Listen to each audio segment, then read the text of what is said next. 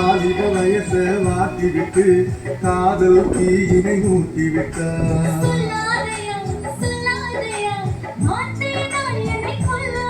நடுஜாமத்தில் என்னை புசித்துவிட்டு நாளுக்கு நாளாய் கதைக்க விட்டார். ஏகத்துக்குள்ள காந்தம் இருக்குதோ என்ன மயக்குதோ, ஏகத்துக்குள்ள காந்தம் இருக்குதோ என்ன மட்டும் ஏனடி மயக்குதோ.